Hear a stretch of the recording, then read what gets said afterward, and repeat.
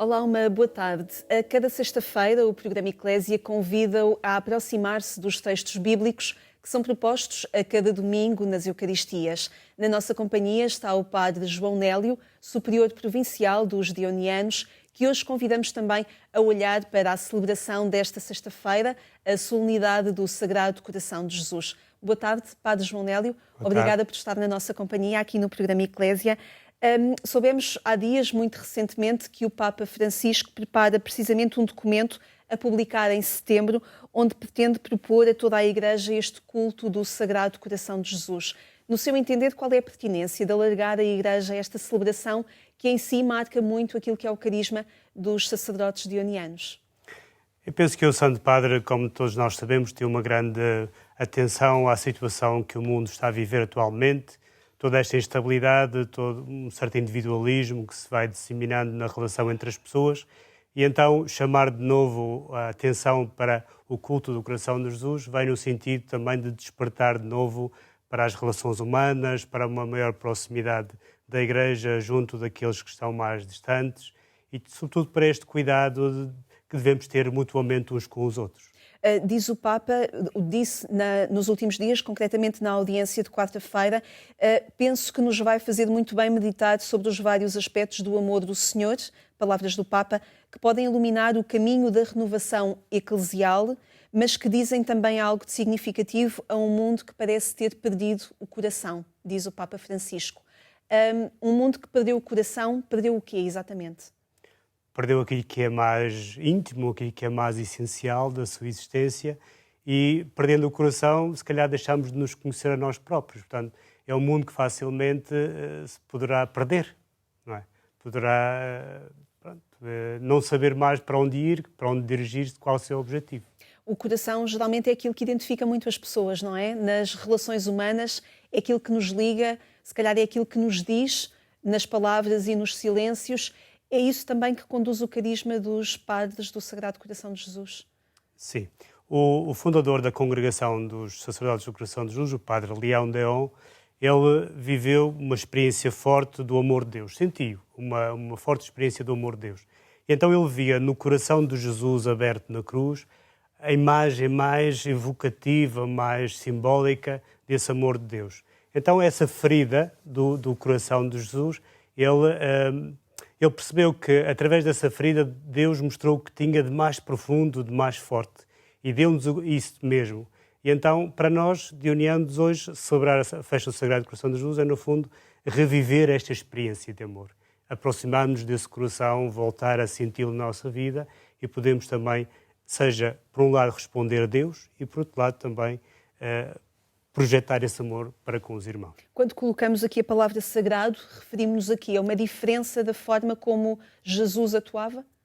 Sim, o sagrado porque é o mais genuíno, não é? É o amor de Deus, o coração de Deus, é o coração puro, perfeito e o modelo de todos os corações. Portanto, é esse que nós seguimos, porque sabemos também que o coração às vezes pode-se degenerar.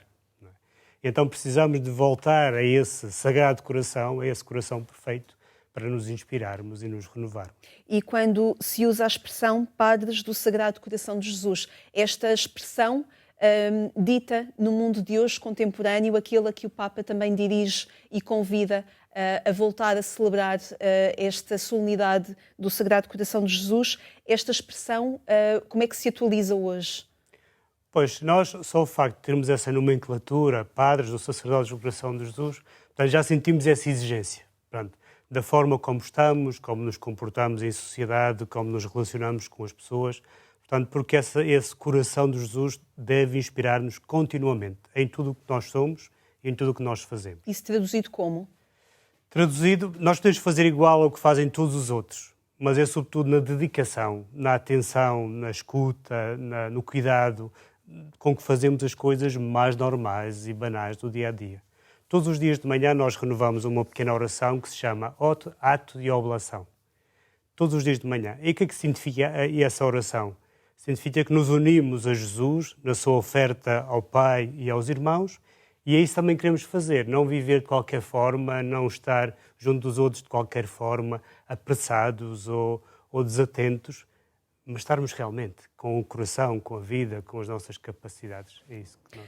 O Papa Francisco, ao querer propor esta celebração agora no mundo contemporâneo, esta celebração do Sagrado Coração de Jesus, de alguma forma, há uns meses atrás também diagnosticava esta realidade, uma realidade atual, com uma precariedade económica, com pobreza na amizade social, com falta de esperança. Somos confrontados semanalmente, se não diariamente, com apelos do Papa Francisco à paz, por causa das guerras que alastram por todo o país. O que é que este Sagrado Coração de Jesus pode ajudar a mudar aqui o rumo até das relações humanas? Eu penso que quando surgiram as primeiras imagens e notícias das últimas guerras do mundo, nós ficamos chocados.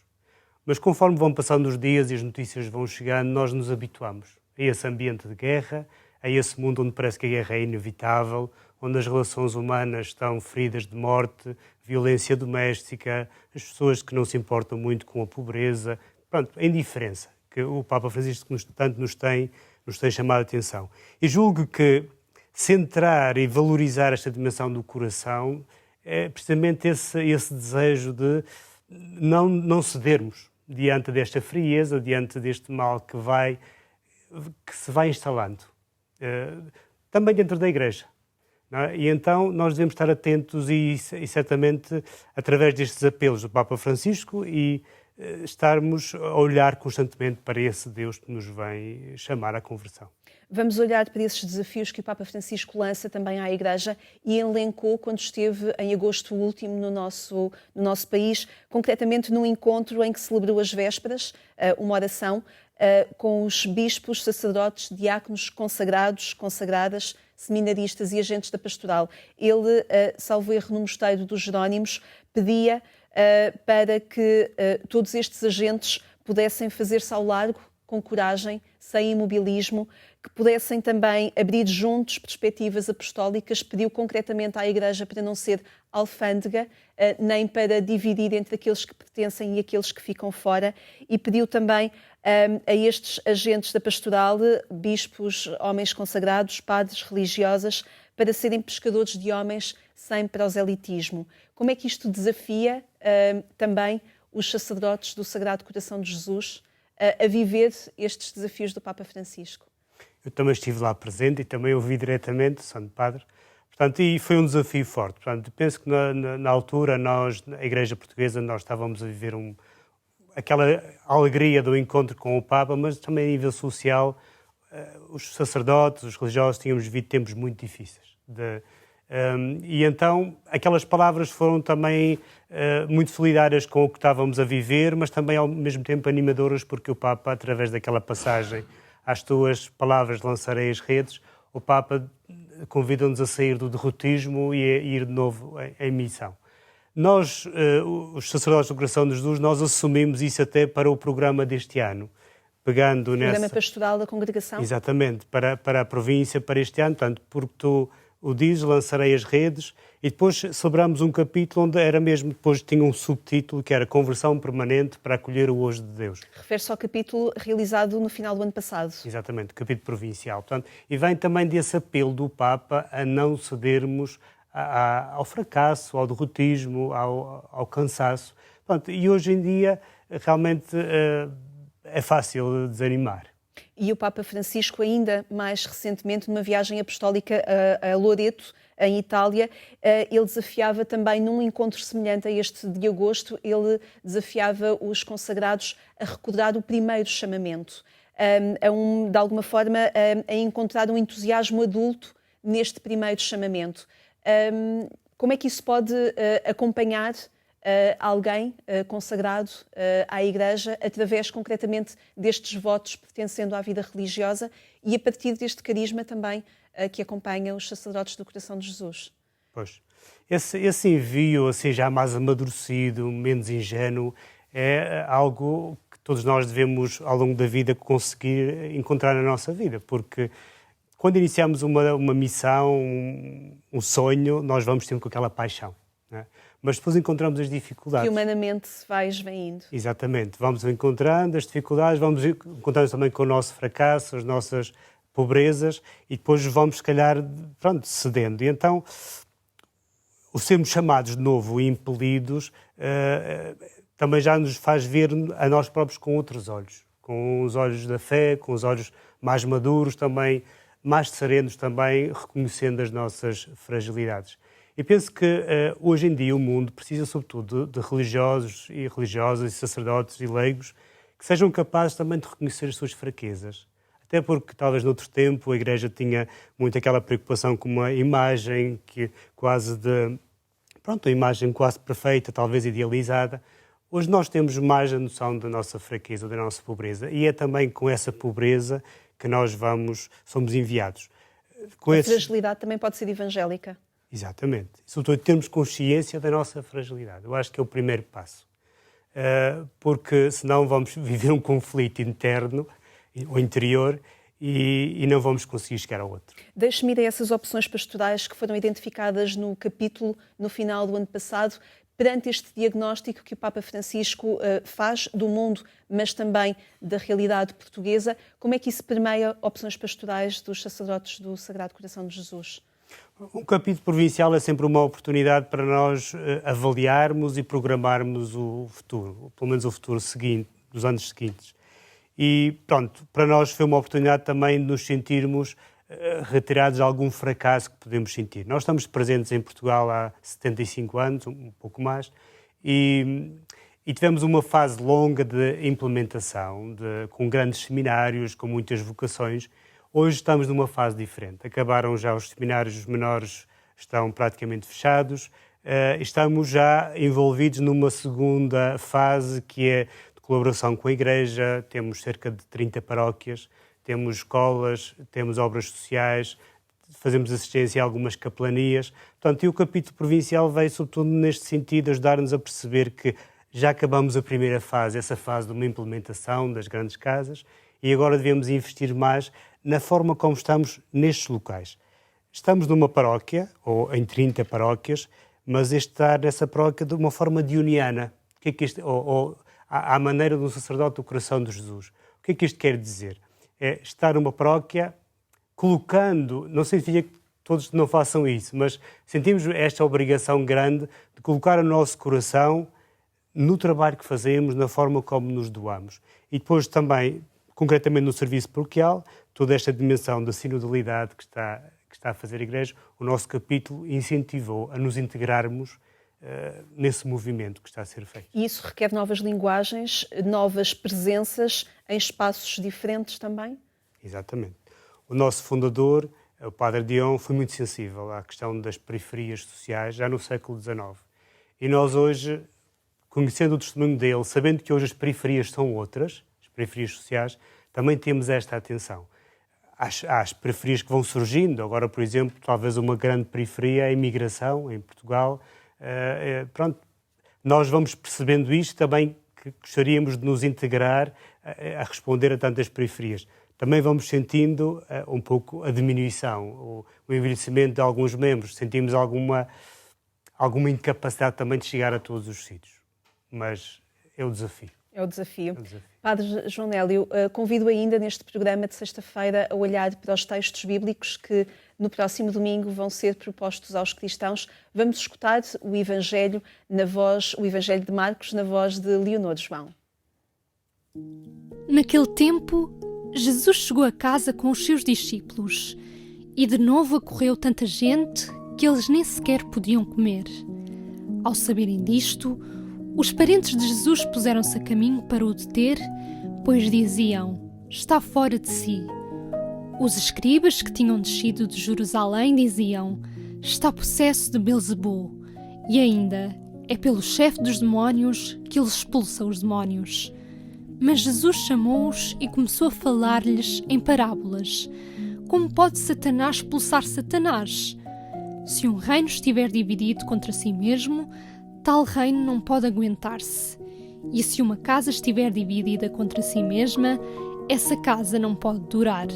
Portanto, se Satanás se levanta contra si mesmo e se divide, não pode subsistir. Está perdido. Ninguém pode entrar em casa de um homem forte e roubar-lhe os bens, sem primeiro o amarrar. Só então poderá saquear a casa. Em verdade vos digo, tudo será perdoado aos filhos dos homens, os pecados e blasfémias que tiverem proferido. Mas quem blasfemar contra o Espírito Santo nunca terá perdão. Será réu de pecado para sempre. Referia-se aos que diziam: está possesso de um espírito impuro. Entretanto, chegaram sua mãe e seus irmãos, que ficando fora, o mandaram chamar.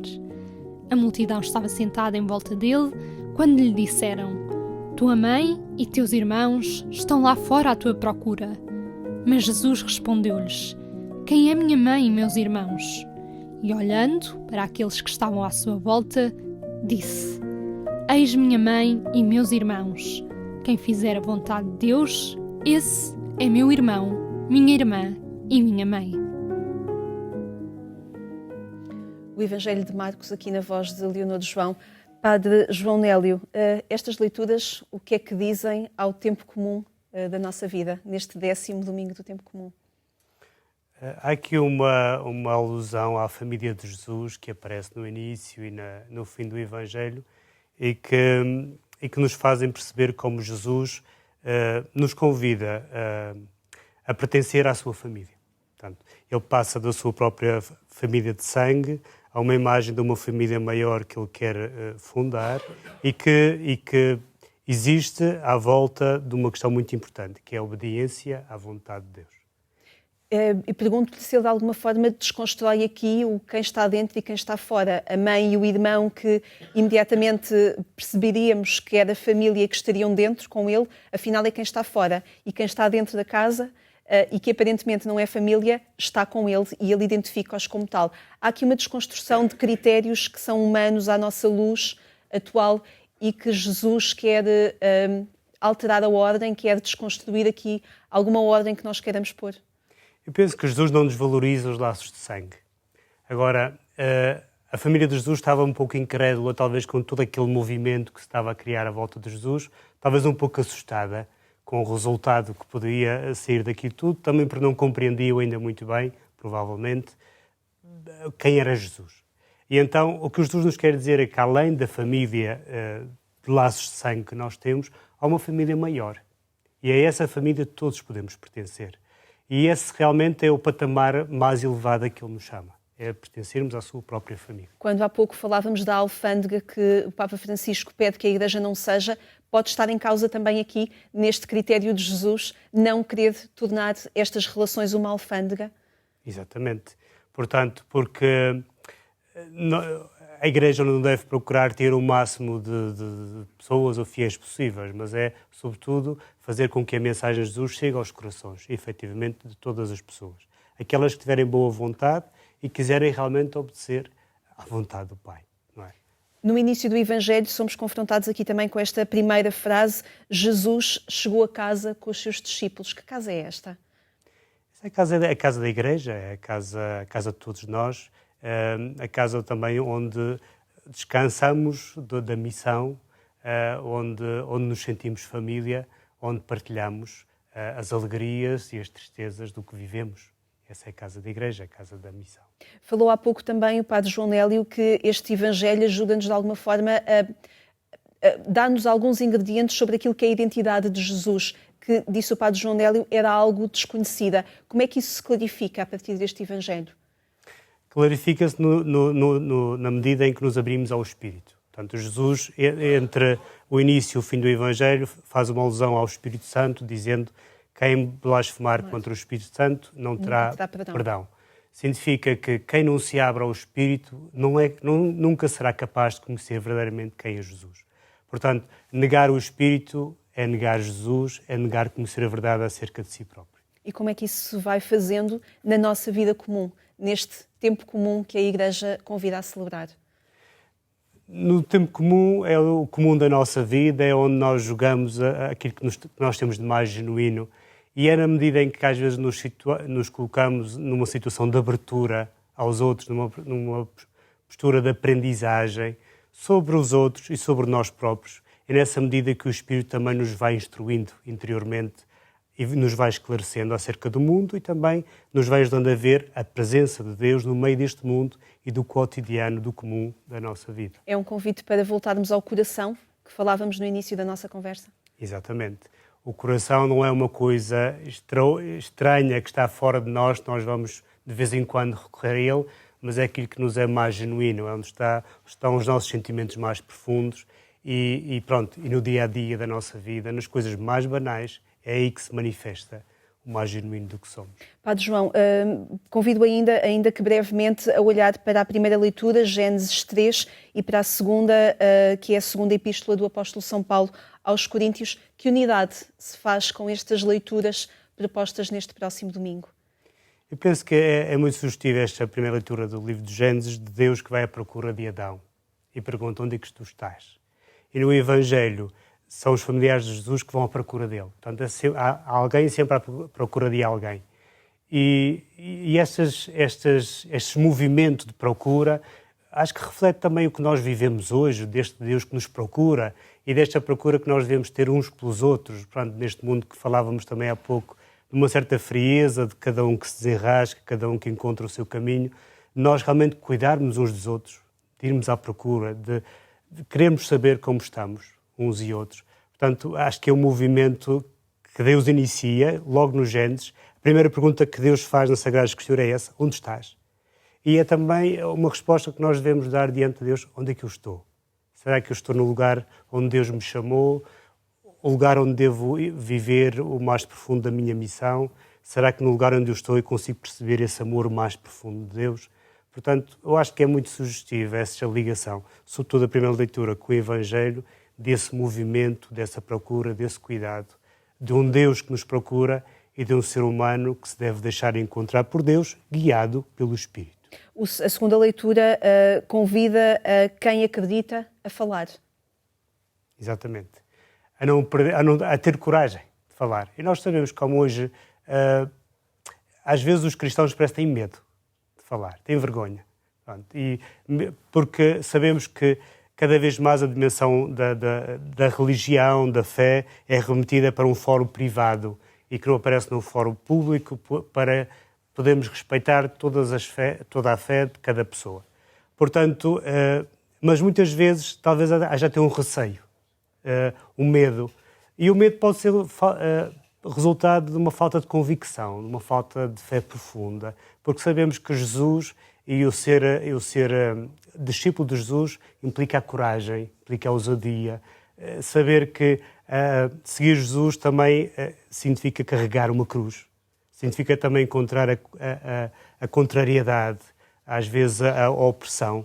Portanto, acreditar, proclamar, falar, é um conjunto, é um processo que deve estar unido e que deve estar no coração de todo aquele que é discípulo e quer estar sempre unido a Jesus. E assim convidava o Papa Francisco também em agosto último, quando convidava a fazerem-se ao largo sem imobilismo, a convidar todos para este caminho e a serem pescadores de homens sem proselitismo. Vale para todos. Sim, certamente. E eu penso que também uma expressão também muito importante do Papa nessa mensagem, sim, dos Jerónimos, é este de nós nos desinstalarmos, de irmos navegar em águas profundas. E às vezes nós realmente preferimos ficar na praia, já conhecemos, sabemos onde é que temos o pé. É um desafio. É um desafio. Padre João Nélio, muito obrigada por ter estado connosco a falar sobre a solenidade do Sagrado Coração de Jesus e a olhar também para estes textos que convidam os cristãos no próximo domingo. Os cristãos que se reúnem à volta da mesa no próximo domingo para analisar e receber estes textos. Deixe encontro marcado consigo amanhã na Antena 1 pelas 6 horas. Espero por si para uma boa conversa. Desejo-lhe um excelente fim de semana.